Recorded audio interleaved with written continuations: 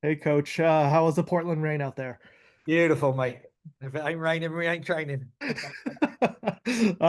Yeah, so coach, just going out of the international break, I know you had 13 players represent, countries and youth national teams, things like that. How have you came out of that? Any availability issues coming out? Yeah, we've got a couple. Don't know when does that go out tomorrow? It goes out today. It'll go out today, so I can give you the heads up. One on international duty, Val will be unavailable. It's come back with a knee problem. Um, and also MA, unfortunately, was her first training after Angel City just rolled an ankle, and it's turned out to be a bit more problematic than we hoped. So we're down to the bare 20 with three goalkeepers to make a roster tomorrow. Roaring into the playoffs. Yeah, any concerns with MA long term, or Not what? like long term, but I think, yeah, we'll have to wait and see as to if first round of playoffs is legit. There's some work to do on that still, so it's a bit of a blow, to be honest, Yeah. especially how good she's been. Yeah, and then Rob, I know you've talked about Liv Moultrie quite a bit in the past few weeks, and obviously, rightfully so. What was it like to see, obviously her shine on the international stage with another brace at this point? I think that's just part of her nickname, but also, what is it going to be like for you, especially when she did it as an inverted winger, where you've played her a little bit this season, and then how do you kind of get her to continue that form this weekend? Yeah, look, I just keep her going. When players are in these sort of moments, she just feels like she's going to score. You know what I mean? And she's disappointed she didn't get in the third game against New Zealand, who had to her telly. I think everybody wanted a piece of that. But yeah, I was really proud of Liv. Um, she's continued her form. I think we said in the middle part of the season, name me a better midfielder. Now, in the end part of the season, name me a better midfielder, Liv Moultrie. She's just elevated her game, elevated the team, done it on an international stage now as well. And yeah, it's great. I've played her in those inverted slots. Her, Dana have that quality that they can play on the wing to come higher, and it's just the areas that they want to operate in. And like we said against Angel City, we knew that would be key. Slightly different against Houston, the sixes are a bit deeper or whatever, but yeah, when players are brave and in good form, they want the ball, they get more into those high slots, they're willing to take the right risks at the right time. And yeah, I'm buzzing for Liz and Liv, and she was buzzing coming back in, so we just want to keep her going. Yeah, and then Rob, just looking at the healthy forwards, right? Their form in front of goal. Fortunately, that's been a struggle down the stretch, but obviously there's the finale and then heading into the playoffs. What would it mean for you to kind of get them, Oh, help them find this back to the score sheet this weekend? yeah, I mean, we really pushed it, and obviously Ray Lynn was in with us and Lex. The others were all gone, but yeah, we're working hard on it. They're getting in good areas. We played a U16, I think, boys team over the break, and Raylin scored a hat trick, and we know it's there. It's the creation of chances, the pressure to put more crosses in, to put more early balls in, to turn the screw a little bit, the desire to get into those goal scoring areas. When you're going through a barren spell, you need to just, as a collective, we need to force the issue a little bit more. And if we can get them going, like we're already a threat to anyone, and other teams are missing their star strikers now. So it's even the playing field to where we've been all season going into the playoffs. But yeah, we need everybody to get firing. And if we can start igniting that tomorrow, that'll be a huge piece for us going into the postseason. Yeah, and then Rob, especially with young players, especially Torden Turner, just them getting not playing quote unquote matches. Um, how much does that help them, especially getting that little extra rest, pockets of rest, for a finale and then for the final push? Yeah, I mean, US took Pietra away, obviously, so she didn't really get a rest, to be honest. I don't think the level of games was quality or of international level, so that was a bummer for us. But for Raylan, I think it was a good, healthy break. We did a ton of IPP work with the players at home, worked a couple specifics. In the first meeting back, we said to them, what are we going to challenge you over the next 10 days? what is it they think they need, what is it we think we can continue to develop. And we really have done some great work. I've got to say, Raylan looked excellent in training all week. She scored the hat trick in the boys' game. She's looked really good this week again. So we're hoping that can transfer. P just got in for a regen session back with the team. I got some feedback from the national team. I'm just about to meet her now and talk through that. So we'll use her in an appropriate way in this game like the rest of the internationals. But yeah, for the ones who are here, it was really important. Good, great, good reset. Obviously, having qualified, mood's been good. Even the rain can't keep us down, mate. Yeah, and then Rob, you've spoken about this team being in a position to host a playoff match after everything you all have gone through, right? Mm. But just to kind of get to this point now, especially with the game tomorrow, I know you're thinking about just this game, not anything forward, but what does that mean to you just to be in this position in the first place? Yeah, the broadcast was. I was interested speaking to JP Della Camera yesterday because he said the first. I think he did their first game of the season, and I didn't have a goalkeeping coach. I didn't have my second assistant. Vlatko had his 23 staff out in the field. We had question marks galore over the squad. Every prediction that was being sent to me by other people, I don't read social media, but I get sent stuff, and we were 11th, 12th, 13th, 14th. That was the predictions. Um, we could end up third, we could end up seventh, but we're in the fight, and there's no one we fear going into this playoffs. I'm going to tell you that right now. And if we can turn the screw to our own results, especially the Kansas one go our way, the other two have to play each other, then we're in a position to host a playoff game. But best of all, out of all that, no matter regardless where we finish, the measurables, the game model, the development of the team that we wanted to see this year, and having had a first full season and a pre-season to implement that playing style and the pressing metrics, we have been in the top four all season long. Expected goals, height of the defensive line, PPDA, pressing measurables, high press shots.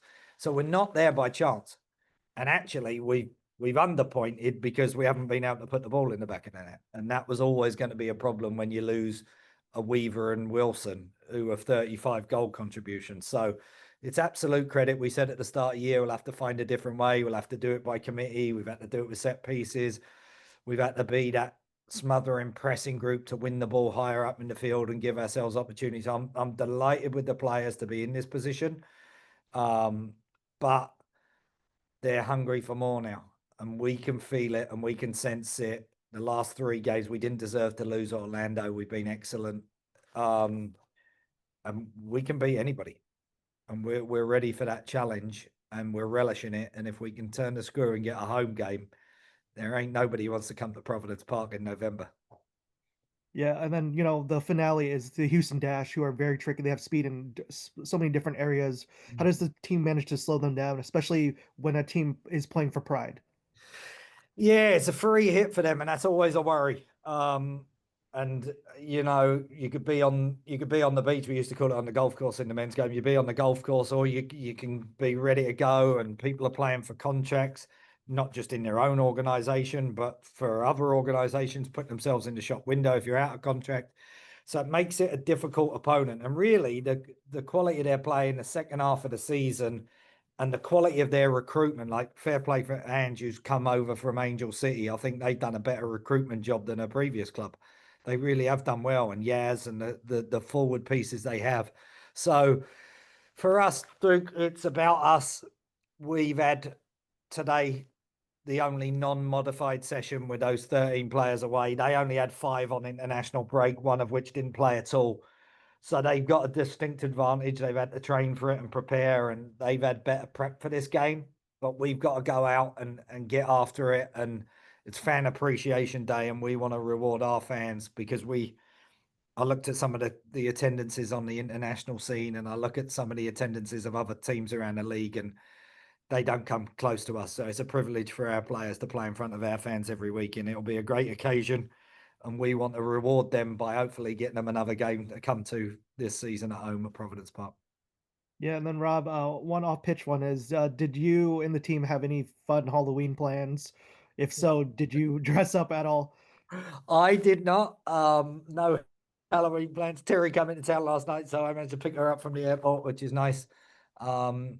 and Vitas's son.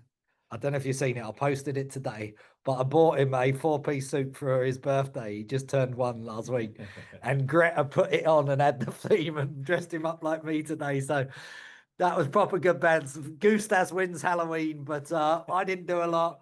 I saw Bella. She had Ruby out there yesterday. Watsy had his kids out there, but it was so wet and miserable. I think most people pied it by. It was a good day to live in an apartment block. Well, appreciate your time, coach, and good luck tomorrow. Thanks, mate. Pleasure. Thank you, Fu. All right, well, let's just start with the fun one first. Any fun Halloween plans from the team, and then who had the best costume? No, we didn't really have any plans. We had training yesterday and training today, so we sort of just were chilling out a bit. Yep. Sorry. Yeah, nothing exciting there. Yeah, yeah. So just just coming back from international break, and then with the decision day coming up, how much of a factor does that kind of play? With limited recovery time for the final match. Yeah, I mean, I think this isn't like our first rodeo.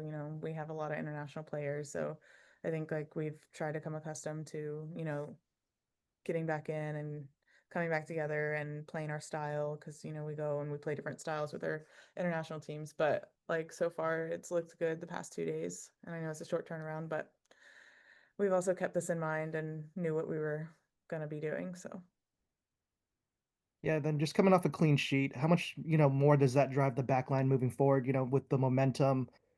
I mean, yeah, clean sheets obviously always our main goal. You never want to go into a game expecting to concede a goal, but I think at the end of the day, it's not really our main goal. I think, obviously it'll be great, but winning the game, however that looks, is our main priority. And what the NWSL is like, there's goals left, right, and center, whether it's the 98th minute or the first 10 minutes. So it's not really like something that we're really focused on. But I mean, yeah, if at the end of the day, if it's a shutout at the end of the game, then yeah, it's definitely a bonus. Yeah, and then Rob mentioned, the team going through more adversity at this point with MA, looking like she'll be out for a little bit. At this point, it seems like the team is so accustomed to just the next player up mentality. What is that going to be like just going out there, especially when MA's been playing some really good football for the team as well? yeah, I think she's helped us a lot, and it sucks that, she's going to be out, but I want her to get better for playoffs, and we're in playoffs, so that's what matters. But no, I think, I believe in every single one of our players, and I think they all step up when the time comes. And I mean, that's why we're a team, so for that reason, I think we all matter. And yeah. And just kind of speaking of that, right? Like the team is in a position to potentially host a playoff match after everything you all have gone through. And then obviously the opportunity to do that this weekend against Houston Dash. But what does that kind of mean to you all? To just kind of like think about the season that you've all had, all the changes, all the adversity, to even have an opportunity to do this. Um, yeah, I think it's just funny because we've always known we were that team from the start. I think at the very start of the season we were written off so early because we had such a new team and such a young team, sorry, and um, yeah, it's just sort of funny to see people switch up on us so quickly. And we've always believed in ourselves and each other, and this is probably the best locker room that I've ever been a part of. In terms of culture and belief and having each other's back. So I think that really goes to show in our performances on the field. They haven't obviously always been great, but yeah, like you said, with adversity and all the injuries that we've gone through and the differences in lineup and everything, we've still come together and put ourselves in this position to be able to potentially have a home playoff. So I think it shows a lot about our character and the locker room that we have. Yeah, then last one for me. Obviously, Houston Dash really tricky. A lot of speed in certain areas of the pitch, and then their second half has been pretty good, especially down the stretch. What are the kind of the keys to kind of slowing them down, but also playing a team that has nothing to lose? Yeah.